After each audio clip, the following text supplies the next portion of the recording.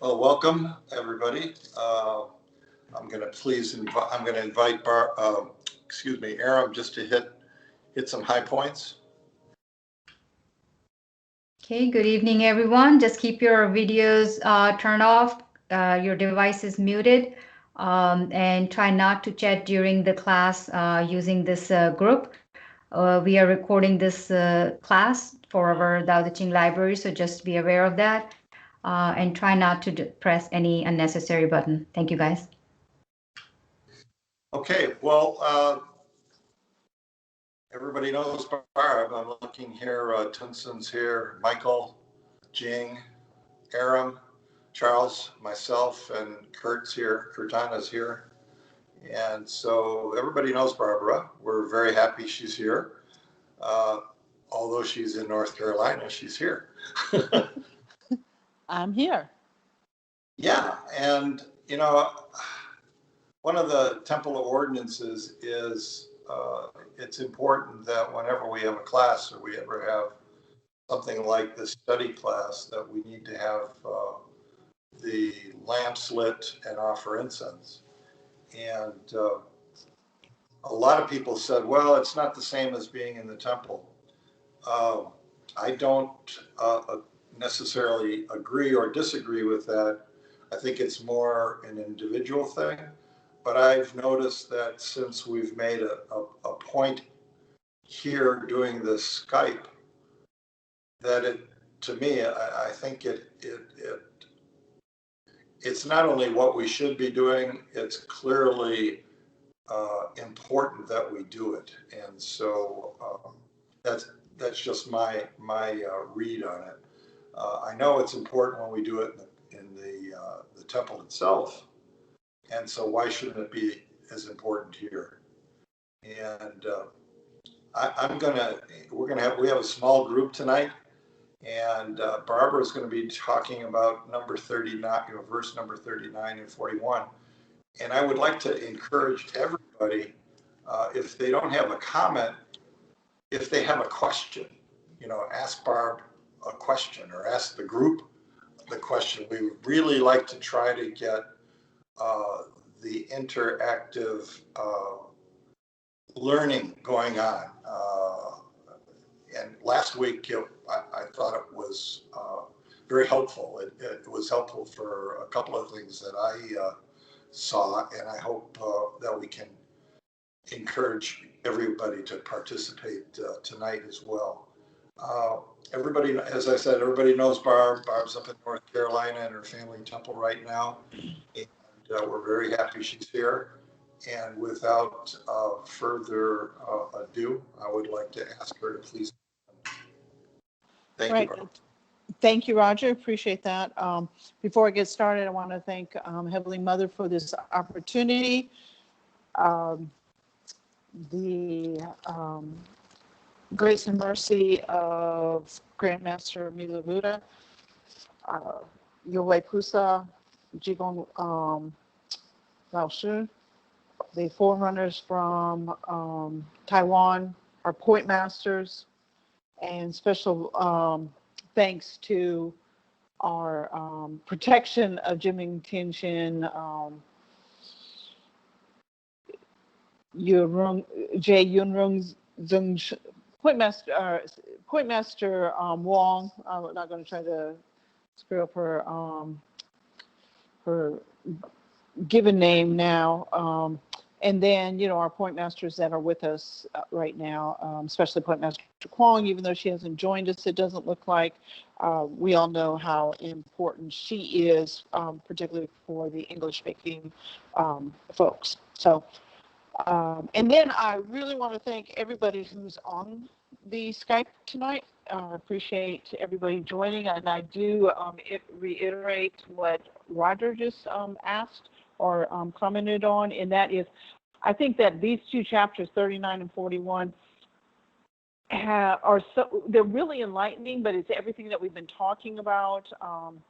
And I really want to hear other people's perspectives, what they think about it, whether or not it touches them, motivates them, etc. I'm really curious to hear everybody's thoughts on these. And I'm going to be jumping back and forth between the Teresa Sun's translation, the Tao Te Ching, and then also Dyer's Change Your Thoughts, Change Your Life.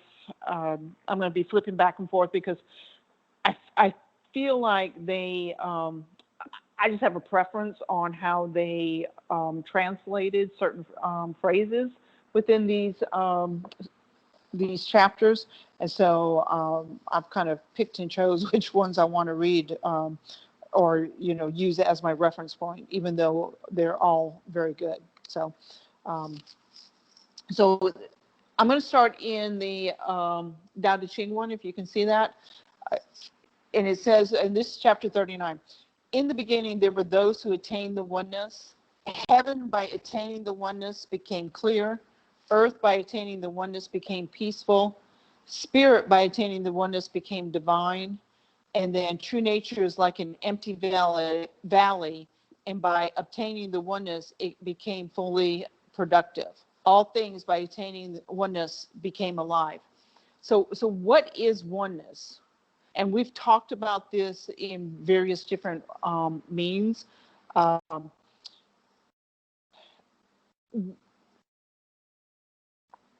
Everybody, we can't separate ourselves. We're here.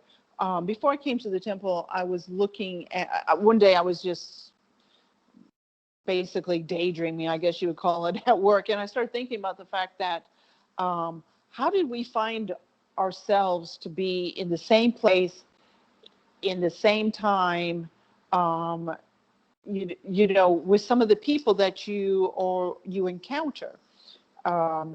It's like, so we're all experiencing this life, this journey together from different perspectives, but yet being influenced by everything around us at the same time, at the same moment. And at that, and I was thinking then, it was like, wow, the uniting of this experience really does make us, you know, one. And Dyer calls it wholeness. Okay, he refers to everything as being whole. And so if you have a situation, I'm going to say a puzzle, because it really, I like putting jigsaw puzzles together with the pieces, you know, you lay them all out and put them together, and then at the end there's a pretty picture. But if you're missing a piece of that puzzle and it's just not there, you feel like it's not whole. You know, it's got a hole, so it's not whole. And I think that when we are going through our journey here, when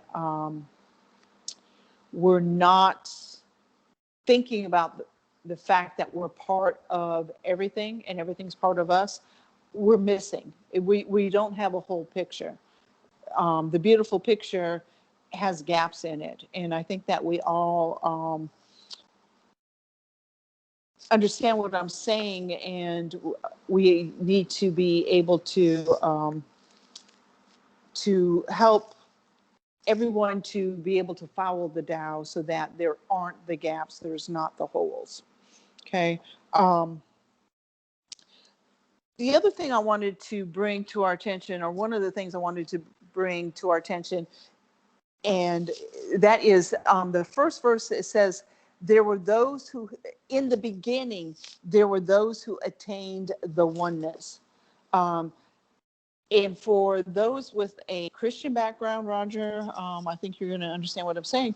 To me, that is when God created man. He said, let's make them in our like image. It wasn't my image, but there were already existence. And so when we talk to Christians, I think it's important to call out the similarities. And, you know, we've had classes specifically on the parallelism between the different religions. And this is one of those ones that is subtle, but I think it's very important to call out that there were, in the beginning, those who had already attained oneness. There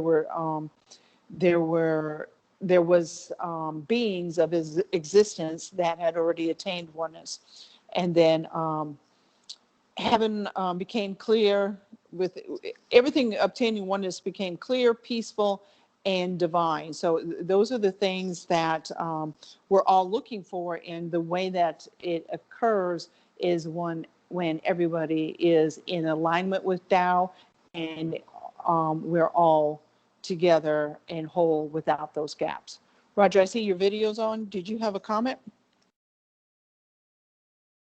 Yeah, I wanted to bring up what you're talking about is Genesis. And Exactly. Yep.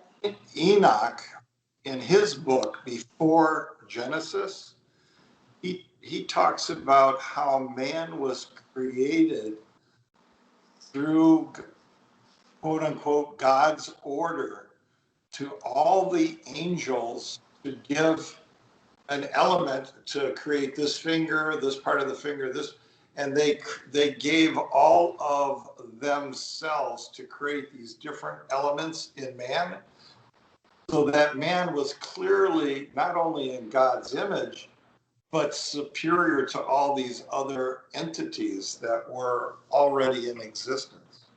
So when the plural word make them, in our image, or making man in our image, that's the context that I now think about, is in terms of what Enoch said. And Lucifer was one that would not bow down to the fact that man was better than all the sum of all the parts that God had put together to create man. That's according to Enoch anyway, not Genesis. Right. Powerful message. Absolutely. And Sister Iram? Yeah, I don't want to jump ahead in 41, but everything I'm looking at since I read that is like everything looks like the high level, the mid level, and then the low level. And you will talk about it later. But with that point of view, the oneness, the first thing comes with the oneness is the connection between all of us, with our connection with the earth, with the trees, and with the people, with animals, like everything is living or non-living. That is the one kind of oneness. And then I'm kind of, as I'm reading this, it feels like when he is saying oneness and the way they are phrasing it, I think the way it sounds like to me, oneness is thou. So they had oneness, so they had thou, then they lost it because they're not practicing it. So, thou is not a substance that you have it and you lose it. If you're not using it, practicing, it doesn't show. So that is attaining the oneness, is attaining the thou, and you only attain it when you are practicing it. So that's what the point I wanted to make. Iram, to follow on what you just said, and Roger, I have a comment on yours too, but I think it was in the last song that we got from Jigong Teacher, where the last line is, if you can take a step back, then the whole world will open up. And Iram, what you're talking about as far as the 3 levels of the scholar, and being able to see things differently, I really, to me, it was like resounding, this is what Jigong Teacher is talking about also, is that when we can step back and look at it and see it from the perspective of wholeness and from the Tao perspective, then the world looks totally different. If you've read chapter 41, as Iram was talking about, Dyer that was the big thing in that chapter, was in the whole book, is change your thoughts, change your life, and so when I think about what chapter 41 is saying, I think that it is it encompasses what Jigong Teacher told us about: take a step back and you'll see the world open. And Roger, to your comment about each of the components in that, that were put together. What I've heard, and you probably know this and understand it much, much better, but what I've heard now that they've been able to be able to handle the being able to scientifically break down the DNA structure. What I've heard is that human beings have the DNA structure of everybody, all the animals. We have the same DNA structure that creates wings, which, are similar to our arms, the tails, everything that they find in a DNA perspective from everyone, all the different animals and stuff. Human beings contain those DNA elements or, components, genetics. And so it kind of is scientifically in aligns with what, Roger, you're referring to. Okay, so now I'm going to flip to, go ahead, Aram. Oh, I can't hear Aram. The components of everything. And I think that also says in this chapter, we mirror every aspect of Tao in us. So it's pretty much saying the same thing. Yeah, exactly. You call it DNA or aspect. Yeah. So to me, it's just like so exciting when you're reading through this. I'm going to go and this. Go ahead, Roger. Yeah, I just want to say, depending on the perspective, the components that I was talking about from Enoch's standpoint, it's just reiterating everything that both of you and what Dyer and Lao Tzu is saying. We're all part of that wholeness, however you want to describe it. So yeah. And it goes down to the micro level, and then it goes to the mega. Is as little and as big as you can imagine when we talk about the wholeness. I'm going to flip over to page 190 in Dyer's book right now and read the second one. This in Brother Charles, I didn't see it. Well, it's similar, okay, but it's a little bit different, okay. And I'm not sure if it's just a translation or if Dyer took some liberties in his own writing. But on the second stanza here in Dyer's book, when man interferes with Tao, and Aram, you were talking about this somewhat, the sky becomes filthy, the earth becomes depleted, the equilibrium crumbles, creatures become extinct.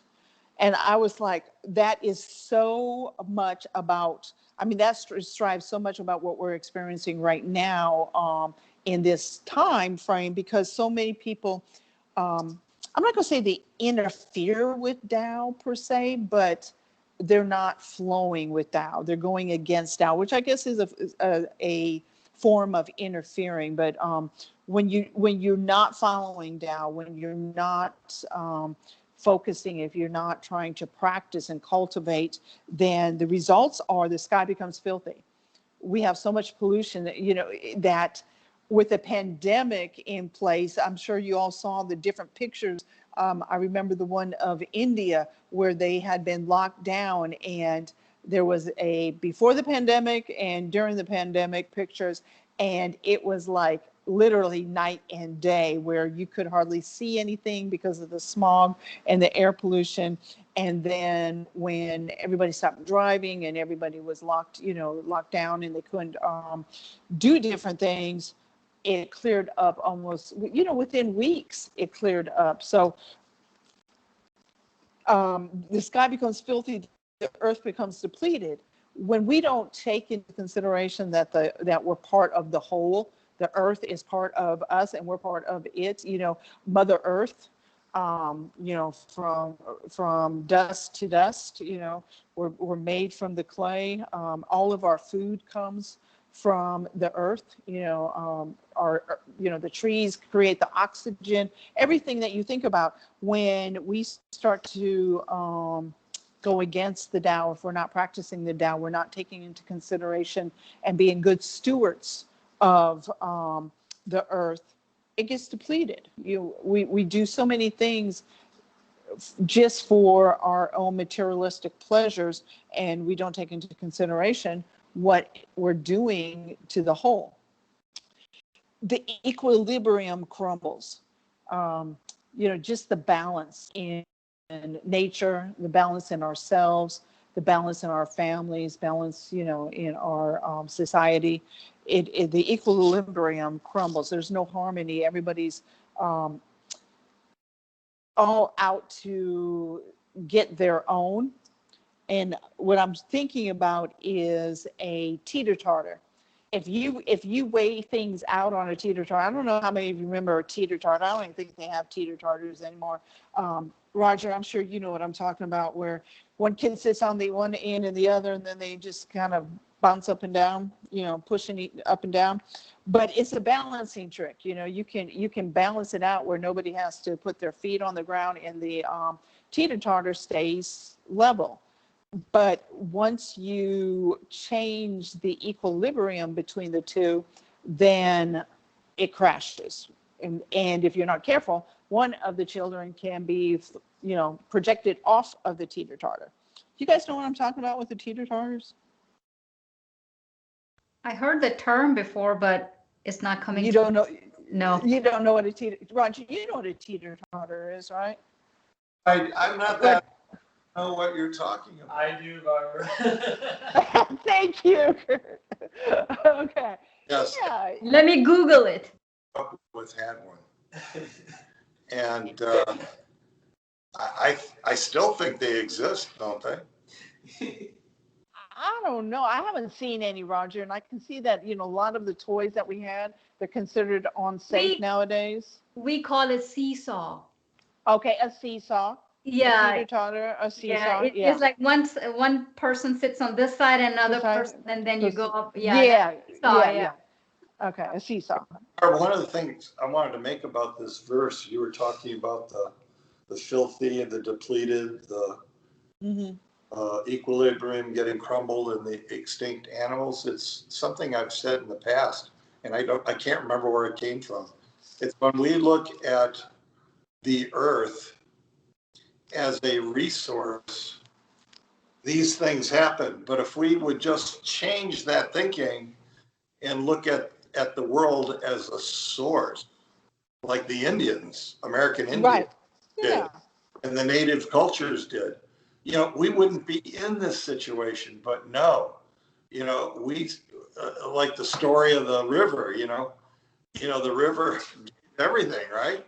Yeah. And depleted. Gone for our own pleasure. It's always there giving to us, and it never asks anything from us, but yet we take and we take and we take it to the point where it no longer is. Yeah. I want to go to the Dao Chi. Oh, Aaron, you had something, or you're just turning yourself off? No, you wanted to move on, but I just wanted to add, that's okay. That's okay. Whenever we talk about something physical like Earth, whenever we talk about Tao, for me, the first thing is always the spiritual, like unseen, the things that we don't see. And then, we talked about Earth and, balance and that, but it's also talking about, and then going back to the principle of life that, I try to live by is the prevention. So, it's the same thing, maintenance, prevent. So it's not only for the earth or the things that we touch, tangible, or we can see, it's also our thoughts, it's also our actions. So if the getting angry, bad habits, eating bad, all that affects. So that all is part of that oneness. And again, going back to the Wu Wei, that's going against the mother nature, or you want to call it Tao. When anything that, if you're cutting something towards the grain or against the grain, that's exactly how it feels like things smoothly go, because you're going with the flow. If you go against the flow, against the current, you don't like it and nature doesn't like it. So that goes to, every time I think about it, goes about on the spiritual level. It's the things that we don't see, like our temper, our bad habits, our emotions, what we eat, how we taking care of our body, of our family, all of that oneness. So when he's talking about, I think he's going from the upper level, and then he was bringing down from world to, earth, and then he's coming down to the Right. health and everything. Yeah. And Iram, to your point, what we talked about in previous your class and then some in Charles the other day was things aren't really good or bad. Things just happen. And so if we can remember that and cultivate ourselves in the sense that just because, our family members aren't responding or doing what you expect them to do, whatever that might be, children, we talked about children a little bit. If they're not doing what you think they should do, that isn't something that's either good or bad. It just is. And we don't need to get angry about it. We don't need to become anxious about it. And because when we, as Aaron was saying, as we experience or generate those type of emotions, we are no longer going with the Tao, we're going against it. And that's where we break down, and the pieces of the puzzle can quickly get thrown on the floor and we lose them, and you begin to have the gaps. Any other comments? Because I do want to read the same stanzas, but I want to do it a little bit from a different perspective. Reading Teresa Sun's translation. Heaven without clarity would crack. And this is similar to where you go against the Tao, okay? Earth without peace would quake. Spirit without divinity would be powerless. True nature without productivity would result in exhaustion of life. All things without life essence would perish. And when I think about this from the spiritual standpoint, spirit without divinity would be powerless. So when the spirit isn't whole, it becomes powerless. And Jesus says, you with little faith, if you had the faith of a mustard seed, you could move mountains. Okay. And we've talked about faith versus belief and how important faith is. Yoram, I remember you did a very good class on this a couple of years ago. And so when you're not, when your spirit, and that's what Aaron was talking about, the things that you can't see, when your spirit is not at ease, when it's diseased, okay, when you have diseases to the spirit, you lose your power. You lose your power. You're not in harmony.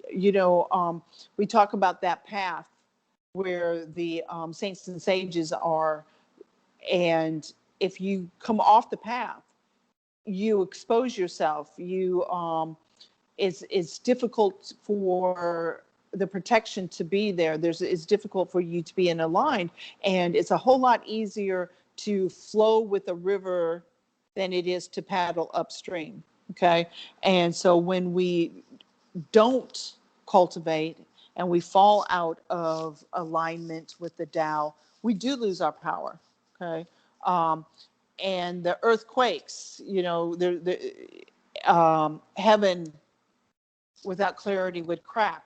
So we do need to be careful, because all the energies that we put out there influences all, regardless of whether we see it or not. As Aaron says, we are influencing the whole universe of existence based on our own energies, because we're all one, and that energy goes out and it doesn't come back. Okay. When you put it out there, it's out there. That's why good thoughts, good words, and good deeds are our motto, because even your thoughts are energies being generated. And if you can't have good thoughts, and you're putting out negative thoughts, you're impacting the whole, because we're not separate. Okay. Go ahead, Aaron. Yes, you I were love it. I talking love about it. whole and not Yeah. having one aspect. It's funny. Yesterday we were watching the new production of Disney Mulan. I remember watching it, the cartoon, but I don't clearly remember what it was. But there was a great message in it where, Mulan goes and take the place of her father. And on the sword, she is really good. She has a good chi, and she is very, very good at, martial arts, and everything is just in her. But when she look at the sword, it says the emperor, they have three words on it. It says loyalty, bravery, and the truth. And so when she goes and fight with them, she is not winning. So this witch comes in and she says, "You're not going to win until you have all three virtues in you." So they take that oath. And once she actually tells them that she is girl and she takes her truth, that's where she becomes powerful and then defeated the other party. So I was thinking about it, as you said, the one aspect is missing. She was lying. Everything was there, but since she was not true to herself, and that one virtue was holding her back. So Very good. Thank you for sure. That's perfect example, exactly what we're talking about, because the power wasn't there until she picked up that final virtue. Very good. Thank you, Aram. I like that. I'm going to go back to Dyers, and this I did not see. I mean, I really did not see this in here, but I think it's important as a analogy. When we're talking about the whole, we've kind of talked around it, but the pieces of a chariot are useless unless they work in accordance with the whole. A man's life brings nothing unless he lives in accordance with the whole universe. Playing one's part in accordance with the universe is true humility. And what I think about when I read this is, Roger, let me, correct me if I say this phrase wrong. The sum, the whole is greater than the sum of the individual parts. So if you took a car and laid them out individually, or a chariot, as Dyer is referring to, but if you took the parts of a car and just laid them out and grouped them together, they're nowhere near as powerful as the car as a whole. Okay. And so when we look at the Dow field, Roger, go ahead. Yeah, your point, in Greek history, Greece was many city-states. It was not a country. And it was brought together as they were fighting. I believe it was the Trojans, if I'm not, I think that's wrong, but they had an enemy that was picking them off one by one in Greece, okay? And I can't remember if it was who it was, but said, "Oh, we are like one single little stick, the size of your finger. We can be broken. But if we take all of us," and he had one representative stick of all the city states, he put it together and tied it with a string, and nobody could break it. That's why we need to be united. That's why we need to be whole. So I Exactly. brought that up. I thought about that analogy, and it's such a powerful. This is very, like we said earlier, these are two very powerful chapters. Very powerful chapters. Absolutely. And nobody's, Mhm. that comes, people say, "Oh, I'm all alone." None of us are alone. And it's a good thing. It's not like, Home Alone. It's not like that at all. We have that oneness, that wholeness. And once you understand that and can see that, oh my God, literally, oh my God. It really is. Yeah, and one thing that I was thinking about when I was looking at Dyer's choice of wholeness, if you think about the word holiness, it's very much the same word, okay, with just two slight differences, holiness and wholeness, so holiness is wholeness, and vice versa. Wholeness is holiness. To be whole, you know, you can sit and write a whole paper on the concept of what it is to be whole. Because, you know, when you think about what Jesus told his disciples, you and I are one, just as I and the Father are one, that makes you and the Father one. Once again, the oneness, the wholeness, you know. And so there's so much that goes into the concept of wholeness. Okay. So the other thing that they talk about in here, and is kind of a side concept, but not necessarily completely, and that is the humbleness. Okay. Dyer says at the very end, truly too much honor means no honor. So if people are putting you on a pedestal and you're allowing, you know, you're sitting up there, in reality, that's not honor at all. Okay. The truly humble, noble person does not acknowledge. They know that they as themselves are no different than the other component in the car. Okay. The car, or, you know, doesn't work if you only have spark plugs. The spark plugs are no greater than the crankshaft. Okay. And so a noble person realizes that they may be functioning in a position of leadership, but that in itself will humble them, because they're doing service for so many people. It's humbling, you know. So if you think that you have climbed the corporate ladder, or, you know, risen to glory or whatever, be careful, because the higher you climb, the farther you fall. And we really need to keep that in mind, that even as we try to become what we are, we have to not. I think what I'm trying to say is, Charles talked about this last week. We don't have to be number one. We don't have to be number 27. We don't have to be numbered whatsoever. We're not in competition with each other. We are one, and the success of one is the success of all. And taking leadership roles only means that you have a responsibility because of your skill sets, your opportunities, whatever, but that doesn't make you any better or any less than anybody else. In fact, it puts more on you, because you are expected to make good, sound decisions, because you're impacting so many more. Okay. Unless anybody has any questions or comments, Charles, you've been pretty quiet. If I want to move on over to verse 41. Anybody? Okay. Oh, Charles, Charles left. I scared him. He probably tried to come off mute. Okay. There you go. Yeah. Charles. Great. Yeah. I try to, you know, well, forget it. Sorry. You okay, Charles? Okay. Barbara, Yes. I was thinking that is great, the wholeness. Just like I just feel moments ago after hear what he's talking about.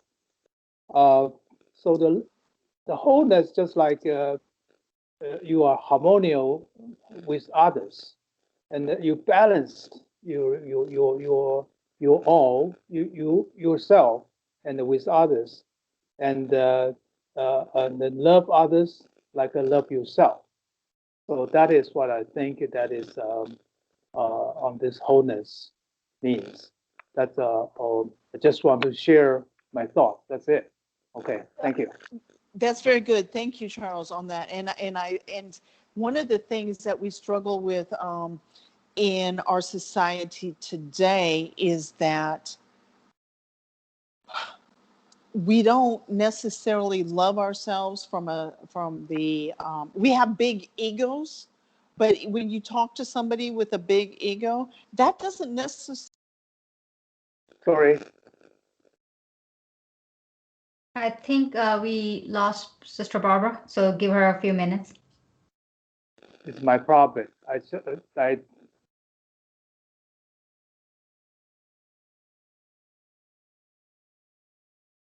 All right, Sister Barbara is back. Yeah, somebody said that Charles kicked me off. I don't know sorry. if you You realize touched it or about not. mother. Yeah. That's okay, no problem. What I was saying was that one of the problems that we have today in society, I don't know exactly when you stopped hearing me, was people may have big egos and they puff themselves up a lot and talk about themselves a lot, but that does not mean that they necessarily love themselves in the spiritual way.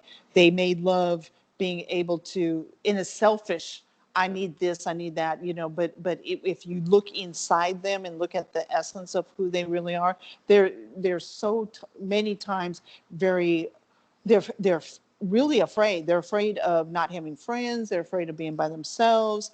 They're afraid of not being successful. They're afraid of losing what they've got. People with big egos does not necessarily mean that they love themselves.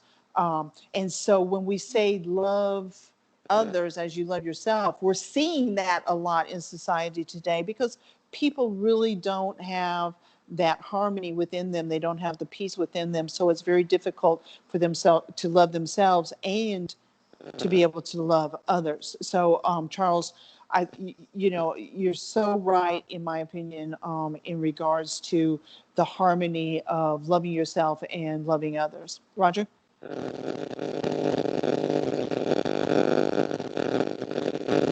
But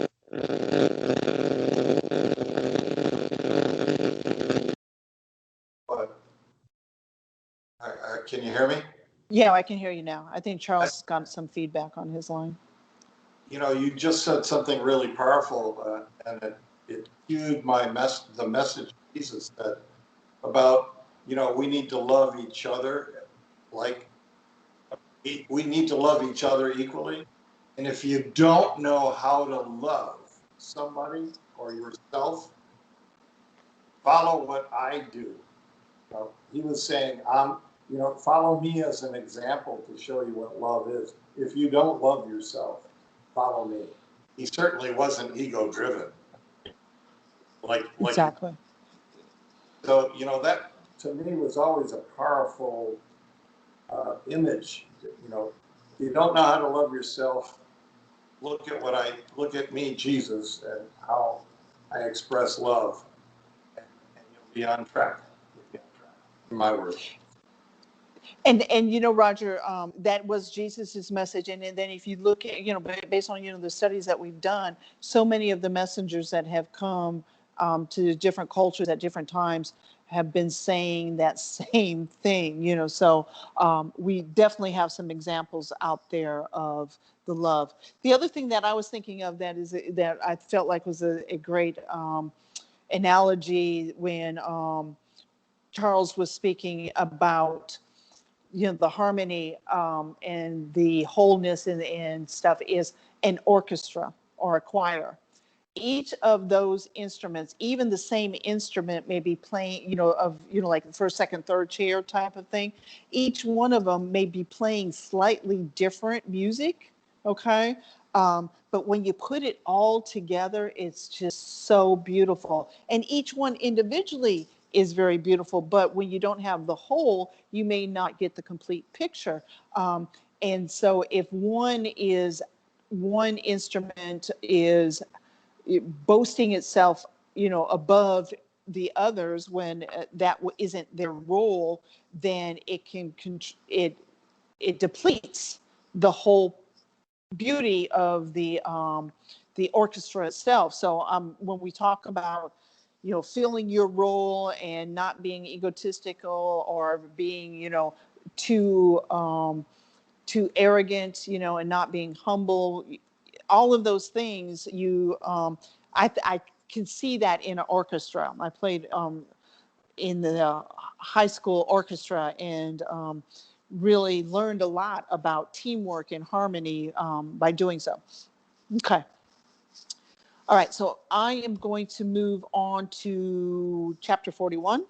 Okay. Um,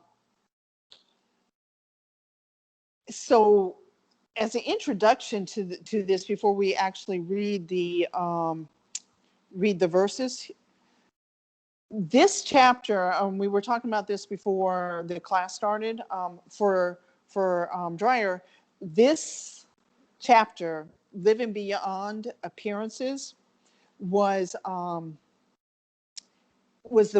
main chapter that influenced the name of the book, which is Change Your Thoughts, Change Your Life. Okay, so Dyer is like, wow, this, if you can understand and live, and he emphasizes that, to just understand the Tao, just to understand this chapter intellectually and not try to practice it, then you're not really going to understand this. Okay, you have to practice it to know it.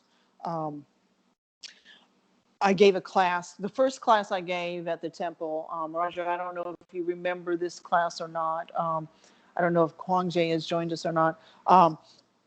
Charles, I think you translated for me actually. It was what is the Tao? Okay, and one of the things that, and this was Point Master C asked me to do, and it was over at Point Master Tong's family temple. Okay, October 2012. We did a one-day Dhamma class, and he asked me to give a class. And one of the things, if you know the Tao, to know the Tao is to live the Tao.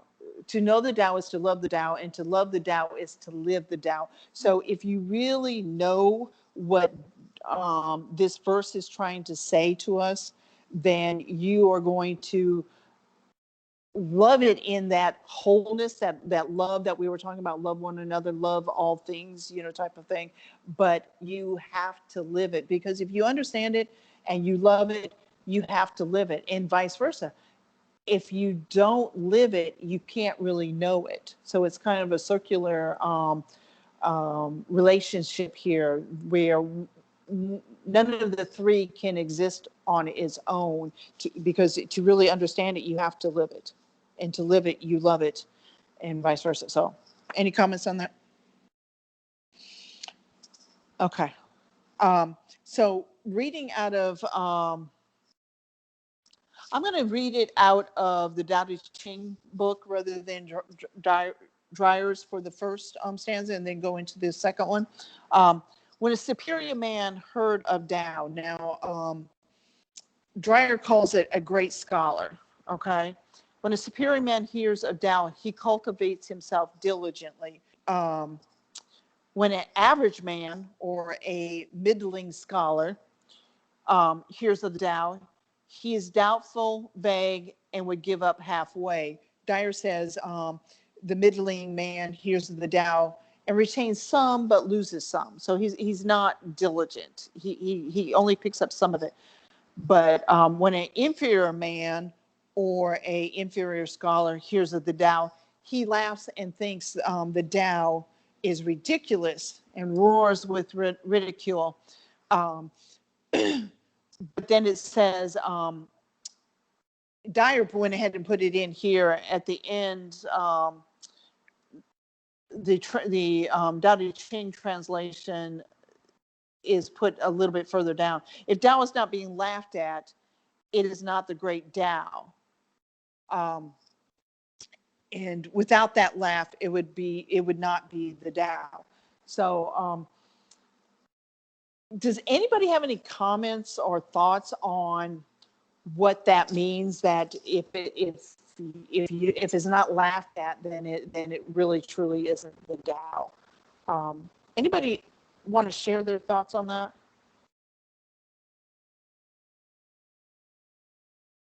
Can you guys hear me? Yes. Oh, okay. Thank you, Aaron. Would you? Okay, Roger. Thank you. Well, I can think of an example, I think I've shared it before. Many years ago, well, unfortunately, quite a few times, highly educated doctors. There was a year and a half ago, one came from the University of Alabama with his master's student, and they came because they had read about our temple online, and it was just the 1-page thing, right? But they were at a conference at the University of Georgia in Athens, and so they wanted to come. They're not theologians. They are multi-philosophy students. Okay, Okay. and they're not unusual. We've had many of them come in the past that I've been asked to speak along the same behavior. And they spent, oh my goodness, 3 or 4, maybe longer hours talking with me. Asking, I tried answering their questions, but many of them were so technical. I honestly didn't see the value in it. Okay. But their whole thinking was so technical and knowledge based and scholastic that they felt they needed to, and these are the important words, they needed to know everything that they could about us, and even to the point where they would probably have included everything in our library that they could have read, that kind of idea, before they would even consider receiving the special blessing. And I had asked them over this course 3 times if they wanted to receive the blessing. And, they basically just shrugged their shoulders and said they had to find out more about it. They basically just passed it off as foolish. And so when I read this comment about, laughing and ridiculing, I also thought about people that weren't as knowledgeable, who basically have said over the years, that place you go to, Roger, it's ridiculous. It's crazy. So it really, this verse is why I was telling you, really resonated with me. And I know it did with you, because you and I have had conversations about this before. So it was OMG. Oh my. When I'm reading this, and Lao Tzu wrote this, and Lao Tzu wrote this 2,500 years ago. And I want to tell you something about Dyer. When he wrote this book, I think it was 207.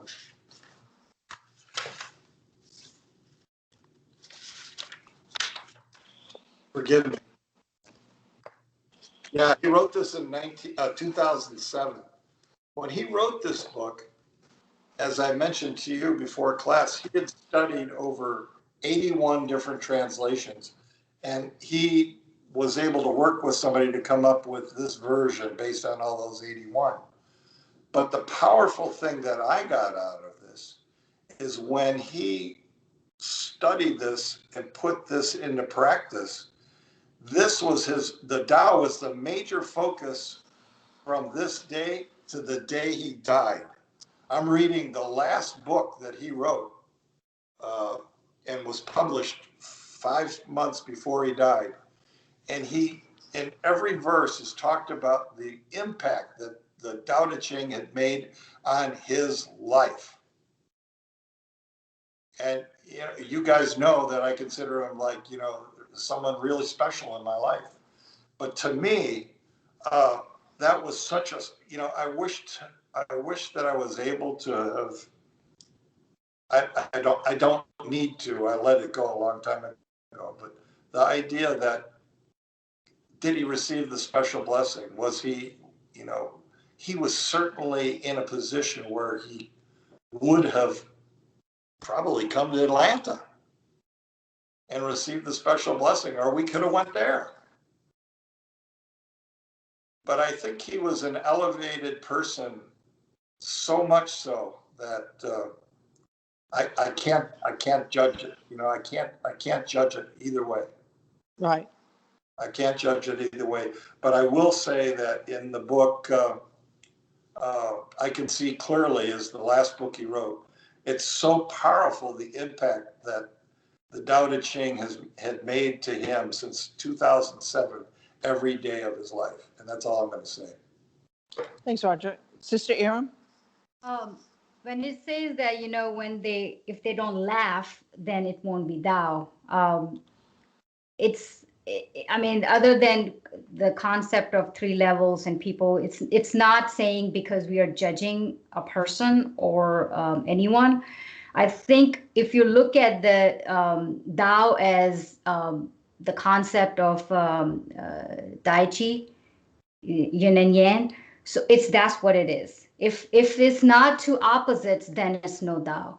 So if they are not there, they are making us full, remember? So we gotta have that in order to see.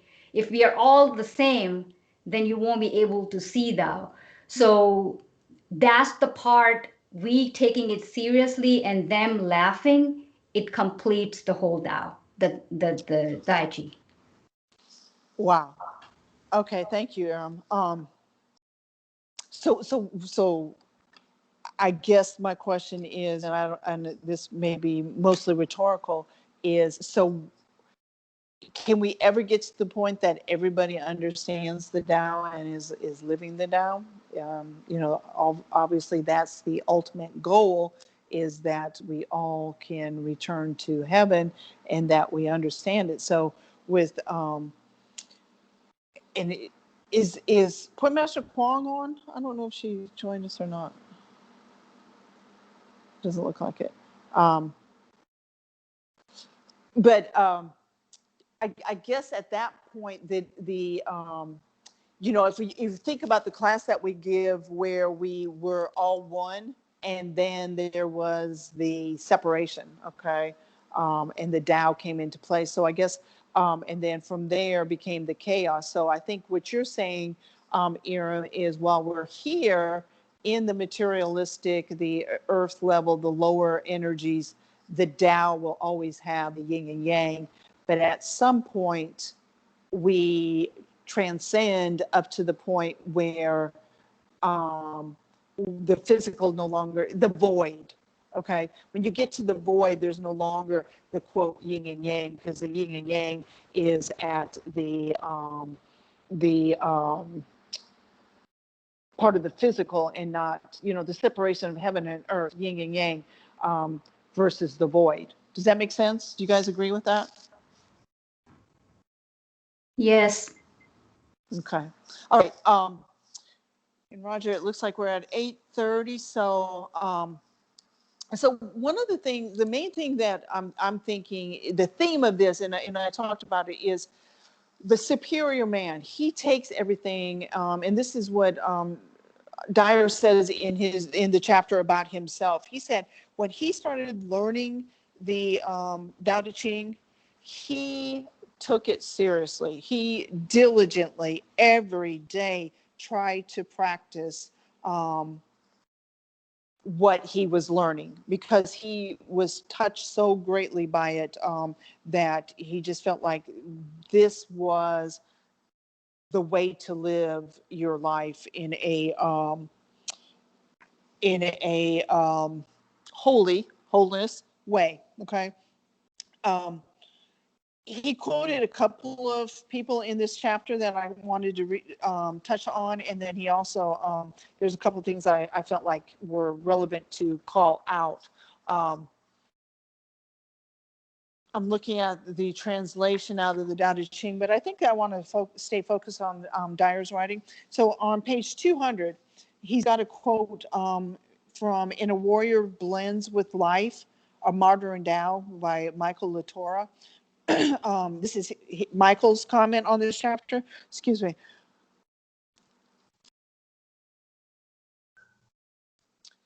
Michael's puts, "The way is only attractive to those who are already wise enough to know how foolish they are."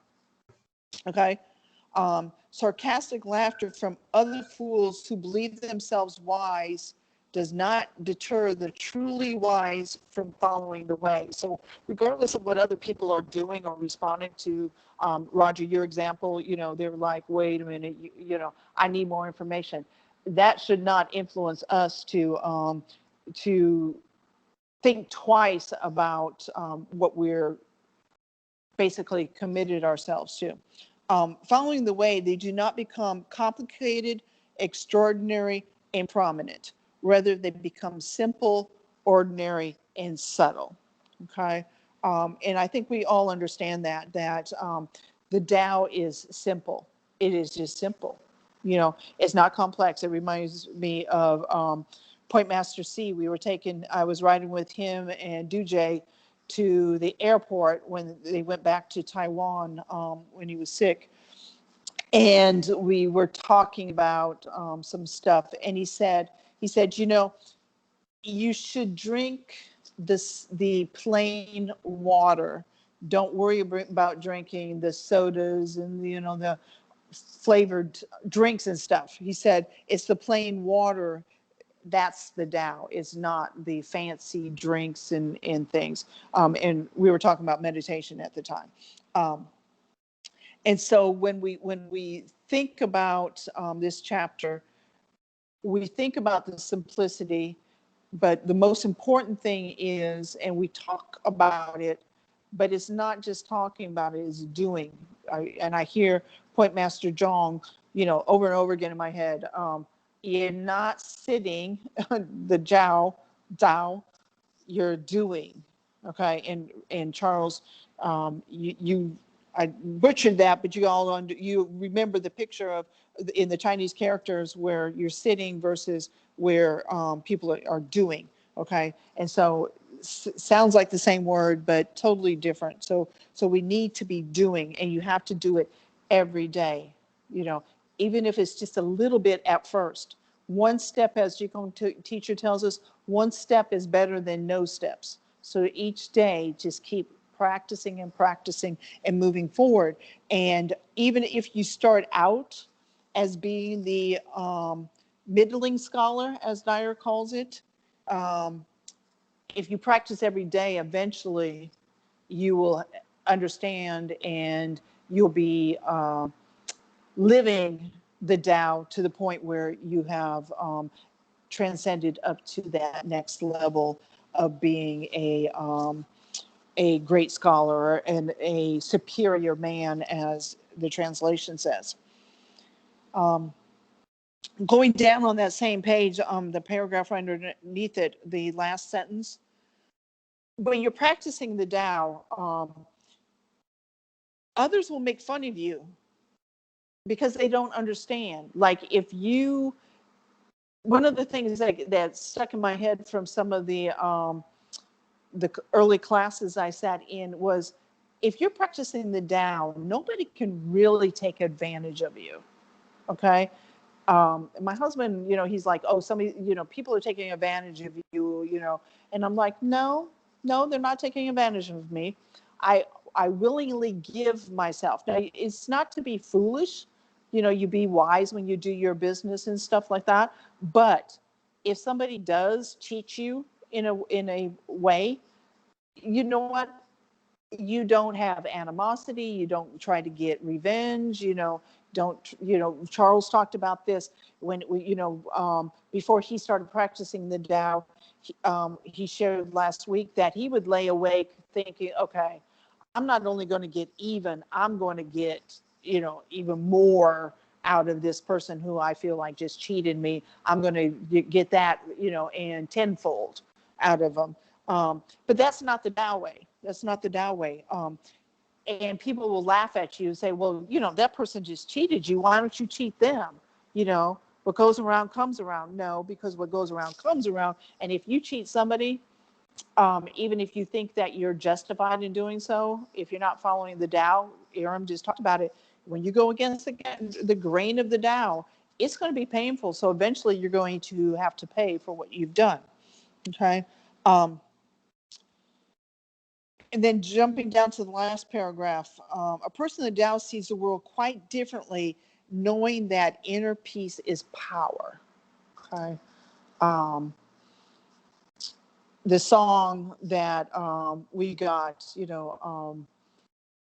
with I don't even remember what they called the name of it, but where it says, if you can seize true happiness, share your love and share your joy.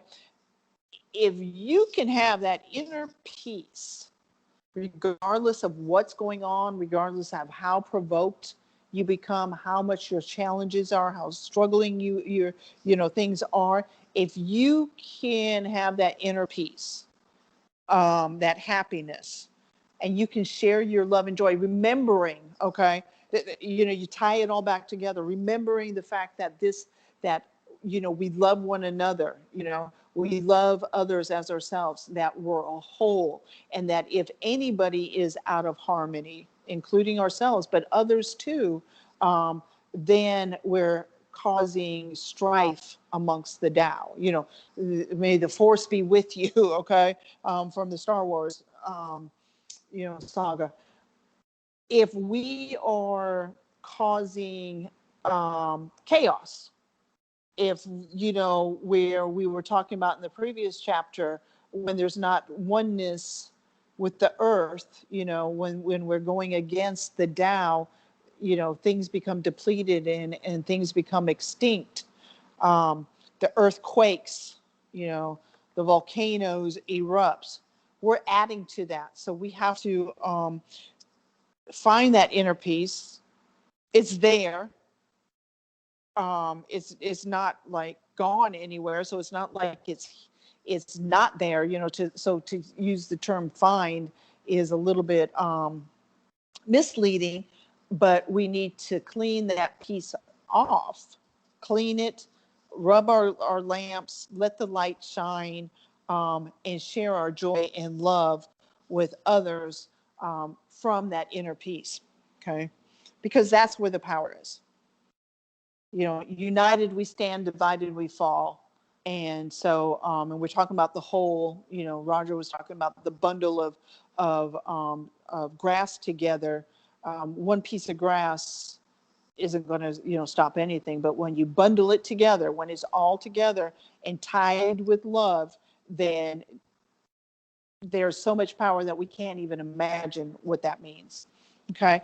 And then on page 201, halfway through that first paragraph, as your thinking changes from a position dictated by your ego, we talked about that, to one that transcends it, you'll see an illuminated world that is truly inviting. Ego convinced you to see cold and indifferent planet, while the ego transcending Tao shines pure love to all that you're connected to. Allow it to work as magic in your life. And this goes back to the song again, where we're talking about, if you can seize true happiness, share your love and joy, move surrounding people with a merciful heart with no return. Don't give up on yourself. Stay diligent and do your best. Give your hand every day and do your best.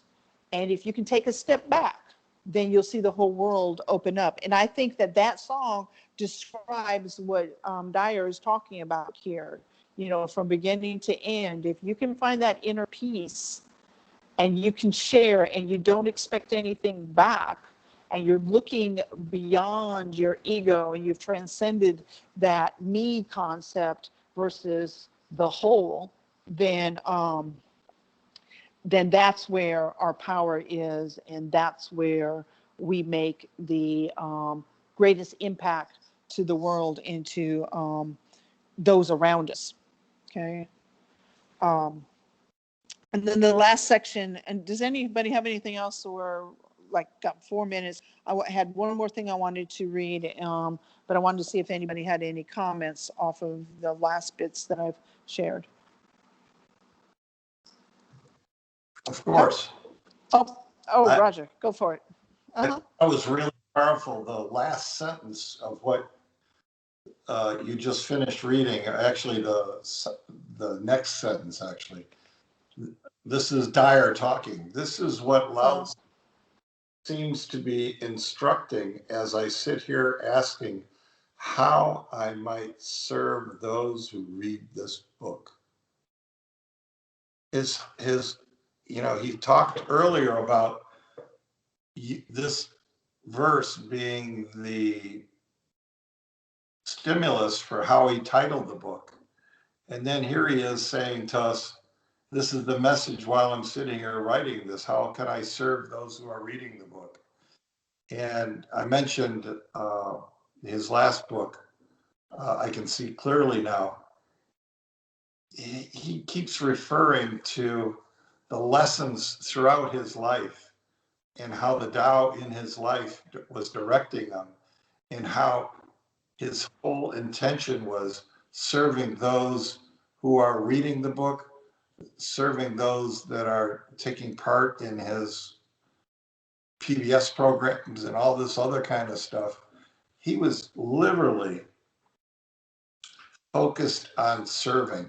Yeah, in the beginning, he was talking about, is my book number one on the book list in New York, and his wife kept saying to him, it's not you that's number one, Wayne. It's your book that's number one. No, and he talks about her being an instructor in his life to teach her about the Tao too, because he was looking for that notoriety. And once he started realizing that's not why he was literally doing it, that's when he started changing and being more focused on who he was trying to help. That was the recipient of what he was, I guess, channeling, you could call it. Because I think that's a lot of what he did. He was channeling a lot of stuff that he wrote. And I think we all do that. We don't necessarily talk about it or realize it, but a lot of times when we're talking to people or being an instructor, we're literally channeling what's being said. Okay. And that's I another. agree 100% with that, Roger. No, I agree 100% with what you're saying about the channeling, with no doubt. And since we have time, and I'm not cutting you off. I will continue this dialogue because 39 here, 41, I think there's a misconception that we may have inadvertently said, and I think in both the Sun translation and Dyer's translation, we're really talking about here 3 different levels of awareness, affinity, and understanding as to why we're here, what we're doing, and what we're supposed, what this life is all about. And so I think really both of those are not making a value judgment, but really talking about you understand what I'm trying. Absolutely. I'm trying to express what I feel that this is telling me. And it's trying to help everybody understand there are different levels of not scholarly, but different levels of awareness, affinity, and how people approach the fact of who they are. Wisdom also. Huh? Wisdom. Yeah, well, and wisdom, and it's not. So many people do everything they can to cover and protect themselves. And, I always used to, Master C used to like it. I used to talk about, and Charles remembers, I'd talk about a sleeping bag. People would cover themselves up with this sleeping bag to protect themselves. And all they would be able to have is their nose and their mouth and their eyes out of that sleeping bag. And as we start to cultivate and become more aware of that wisdom and that sense of Tao, we can open that. I almost not. We can open that sleeping bag up and drop it so that we're in the light. And Roger, when we receive the special blessing, that's exactly what has happened. And that's why when we're sitting here reading this stuff, and we are understanding it, it's not because we're better or anything like that, because we already talked about it. You know, we're humble. We try to be humble, but our wisdom has been opened up. Our gate has been opened up so that we have a jump on so many people who are searching and looking, who have to spend so much of their life day after day trying to find what we have already been given through the special blessing. And they're looking for us. And they're looking for us. Now, are we looking for them? You know, so that, you know. So, but you know, and I've mentioned this before at these shows, so many, you know, forgive me, Kurt, but so many people Kurt's age and younger at the shows, and Raymond is an example as well. He's not with us tonight, I can see that. But so many people are asking those questions. I was at a flea market out in the middle of nowhere this last weekend, Saturday, freezing my tail feathers off and scraping the rust off or the ice off the table to put stuff on the table that was rented, you know, the permanent tables. And one guy comes up to me and I, you know, it was just like a reinforcement of these two lessons. He says, you know, I spend more time listening now than speaking because I'm learning more. And I said, that sounds like you're on the right path. He goes, I think so, but so many people disagree with me and want to argue with me and tell me what to do. I said, well, you need to listen to that internal voice that's giving you the truth and the positive direction. And then he disappeared. Don't you love it, Roger? Don't you love it? Talk about reinforcing what we're talking about, you know? Yes. As you said, sister, you know, it's not like, you know, after receiving the blessing, you're just reading it and you're getting the instructions and you're just writing it down. We have taken the responsibility that we have to do something in order to get something. So we have taken that responsibility. That's why we can see the path clearly. We're not looking for the path. We are on the path. We're on the path. That's Yeah, right. so we are walking, but thou is not a destination. It is just walking that path. And that's it. It's the practicing is the path, walking, not getting there because there's no there. That's right. There's no Exactly. There's no there. That's right. And if there wasn't there, you're already there. You just don't know that you're there because the Tao and everything is all around us, you know. well, And Roger, go ahead. Uh-huh. I can't remember the context or where it came from, but I remember we're not going anywhere because we're already there. There. Yet we've been where we were, but we can't get there. I don't, you know, the point is we're right here, and all around us, you could say the past, the future, the, you know, the present, or higher or lower. You know, I'm getting crazy right now, but the point is that the path is not the path. The path is here, right here now, That's right. this second for everybody. I do wanted to mention one last thing here. If anybody has watched this new, what they call it, animated movie from Disney called Soul, I highly recommend watching that movie. Watch that. I was in tears. I watched It that. is exactly what it is in it. And they yes. use the same example that I was using, the fish in the sea. That came in the movie. But if you haven't watched it, I do recommend watching that animated. It's really, really good. Kurt agrees with that over here on this side too. By the way.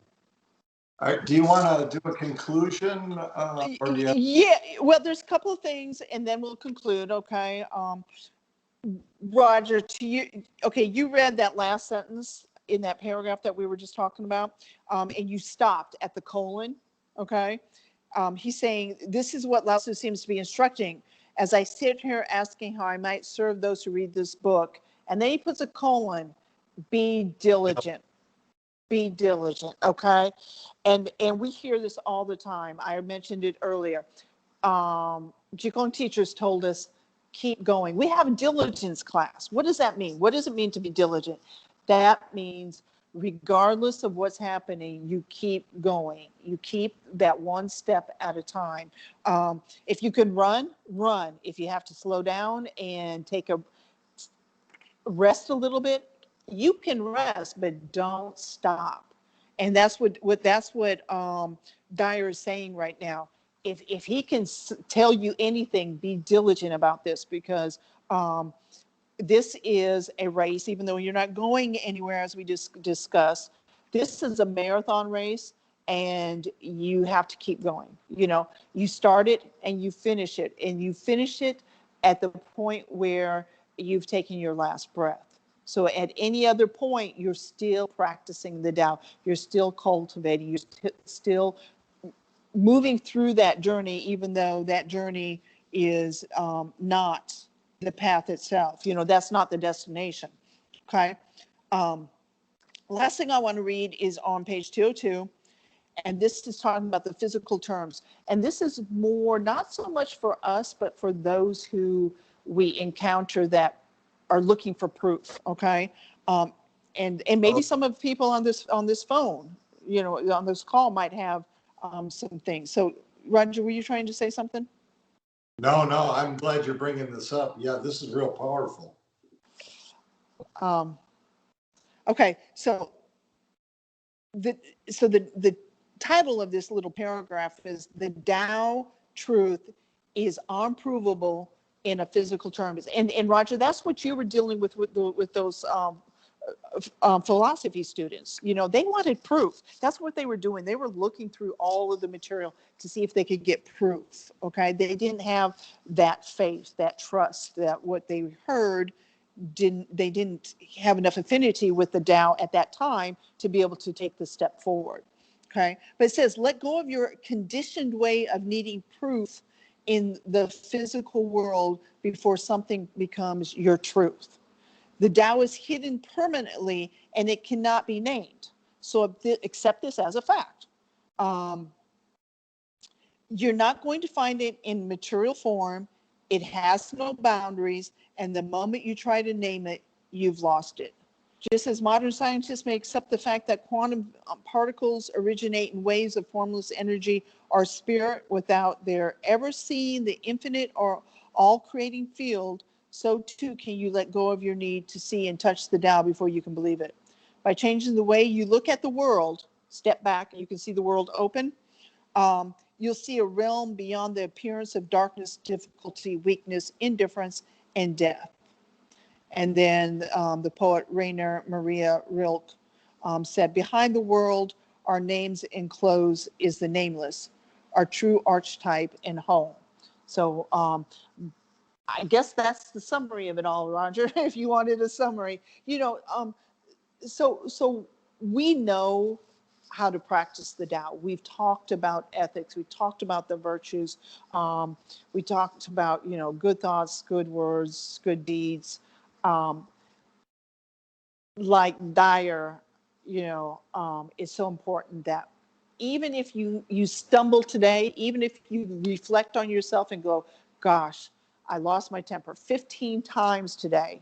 Even the fact that you're assessing that is what it takes, okay? And maybe tomorrow you'll only lose your temper 14 times, okay? But practicing every day, being diligent every day, don't give up on yourself, okay? Try to find that inner peace and share it with others. Those are the things that we know, and that's what I would give back to everybody. Sister Jing, you have a comment? Take yourself, okay, yeah. Yeah, it's not a comment, maybe a question. Yeah, and thank you, Sister Barbara. I think what you say make a lot of sense. However, with what happened in the past week or so, I'm not sure how to say, like how to practice Tao to in the current situation. I feel myself is pretty disturbed, but I don't know. Normally, I'm not that I don't pay much attention to politics also, but There's a lot, but for there's some a lot reason, of things I'm not. going on. There's a lot of things going on. I agree. Yeah, how do you practice Tao in this situation? I feel a little lost, I guess. Okay, first of all, Qigong teacher kind of gave us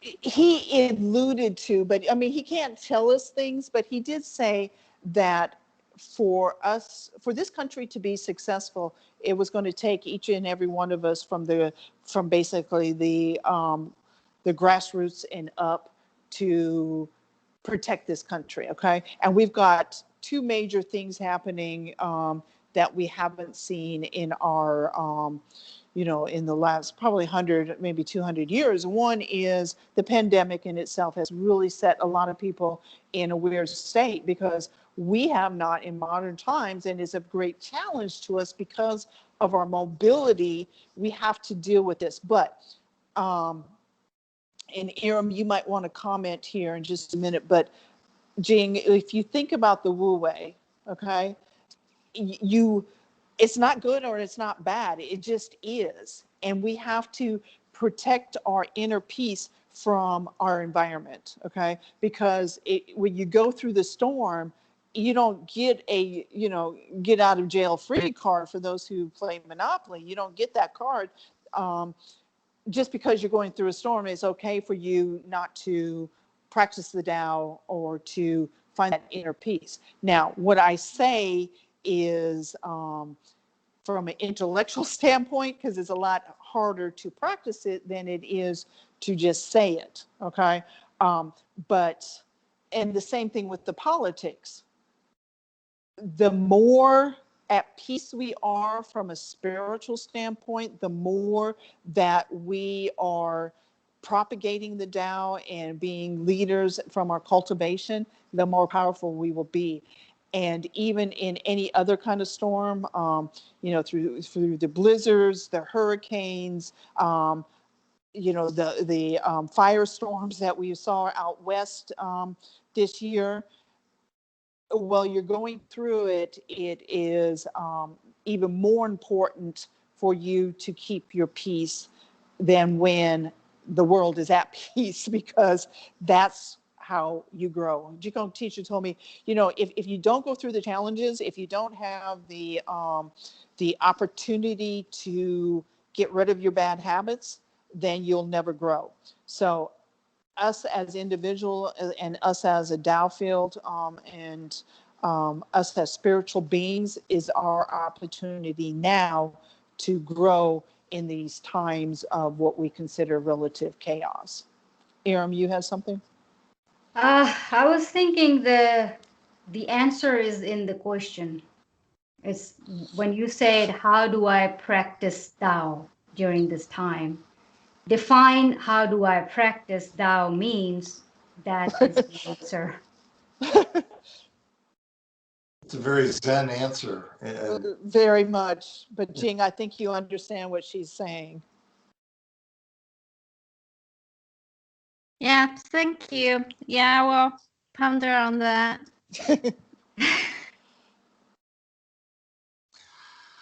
So Roger is straight up at 9:00, so I don't know if we. I just want to make a little final comment.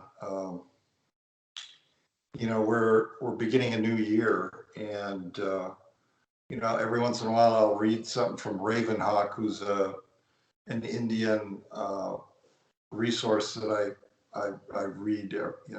Every week he writes something, and so I'm going to say he's talking about year 20. He says, perhaps it's time to let go of the notion of enlightenment and seek instead those things which bring us all love, peace, and harmony, abundance, prosperity, and success, joy, and spiritual growth. Though I appear not whole in your eyes, I find that interesting, still a message of importance do I bring. Open your mind to review and release I would say not your mind, but your heart. All that does not make your heart sing. So if it doesn't make your heart sing, let it go. You know, if your song is being interrupted with these politics, you got to let it go.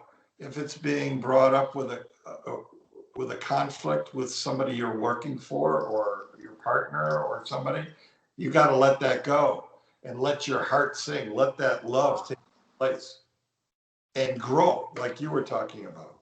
Okay. And I thought that was really powerful that he said that in according to what we were talking about tonight. But then the other thing that, and I'm not sure where this came from, I think it's me. Ego says, once I read and study all in the library, then I will understand and receive the special blessing. I think I touched on this earlier. Spirit says, once I receive the special blessing, I will cultivate and begin to understand, to be at peace with love and harmony. So Jing, I hope that touches a little bit about what we're talking about in relation to your question. And I have to tell you, most of my life, I was an extremely angry person, very physically aggressive, to say the least. And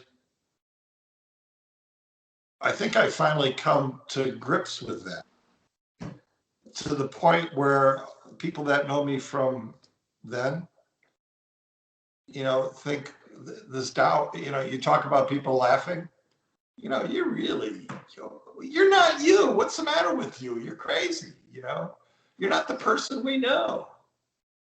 And my response is, well, maybe you need to get to, and maybe we can get to know each other better. Maybe we can, and maybe we can come to some understanding of what love and harmony is. That's all I'm going to say. Good night, everyone. God bless you all. Thank you, Barbara, for a very engaging class tonight. Thank you. If you all please rise.